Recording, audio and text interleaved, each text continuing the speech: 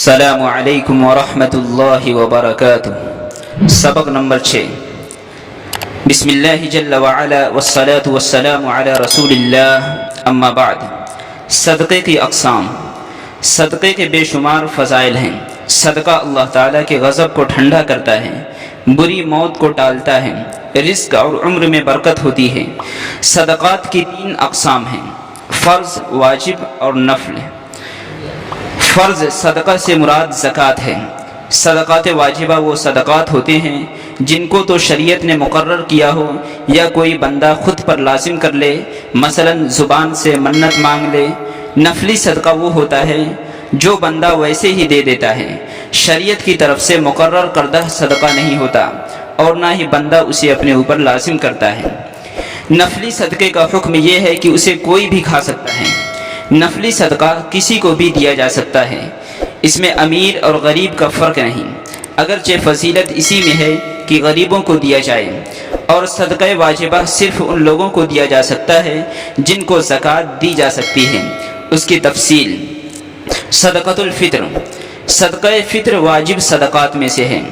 صدقۃ الفطر کا نصاب جس مرد یا عورت کی ملکیت میں 7.5 تولہ سونا یا 52.5 تولہ چاندی یا نقدی یا تجارت کا سامان یا ضرورت سے زائد سامان میں سے کوئی ایک چیز یا ان 5 چیزوں کا یا بعض کا مجموعہ 52.5 تولہ چاندی کی قیمت کے برابر ہو تو ایسے مرد و عورت پر صدقۃ الفطر ادا کرنا واجب ہے۔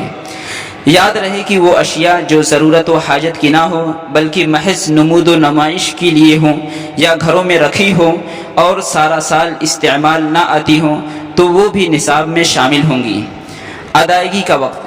صدقہ فطر کی ادائیگی کا اصل وقت عید الفطر کے دن نماز عید سے پہلے ہے، البتہ رمضان کے آخر میں کسی بھی وقت ادا کیا جا سکتا ہے، اور بہتر یہی ہے کہ رمضان میں ہی ادا کر دیا جائے تاکہ فقراء اور مساکین اپنی حاجات پوری کر سکیں۔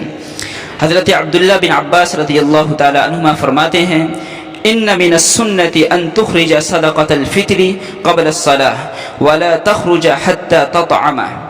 سنت یہ ہے کہ آپ صدقہ فطر عید کی نماز سے پہلے ادا کریں، اور یہ بھی سنت ہے کہ عید کی نماز میں جانے سے پہلے کچھ کھا لیں۔ صدقہ فطر کی مقدار۔ احادیث میں صدقہ فطر وزن کے اعتبار سے 4 قسم کی چیزوں سے ادا کرنے کا ذکر ملتا ہے۔ نمبر 1 کشمش، نمبر 2 چھوہارے یا کھجور، نمبر 3 جو، نمبر 4 گندم۔ بہتر فطرانہ یہ ہے کہ اپنی مالی حیثیت کے مطابق ادا کیا جائے۔ کشمش، کھجور، جو اور آخر میں گندم، جتنی اللہ کریم نے استطاعت دی ہو اسی کے مطابق فطرانہ ادا کیا جائے، صرف گندم کو معیار سمجھنا غلط ہے۔ صدقہ فطر کھجور، کشمش یا جو کی صورت میں دیا جائے تو 1 صاع کی مقدار دینا چاہیے، اور گندم کی صورت میں دیں تو نصف صاع دیا جائے گا۔ 1 صاع کی مقدار 3.5 کلو اور نصف صاع کی مقدار 1.25 کلو ہے۔ صدقہ فطر کے متفرق مسائل۔ اگر عورت صاحب نصاب ہو تو اس پر بھی صدقہ فطر واجب ہے، مگر عورت پر کسی اور کی طرف سے فطرانہ نکالنا ضروری نہیں ہے، نہ بچوں کی طرف سے، نہ ماں باپ کی طرف سے، نہ شوہر کی طرف سے۔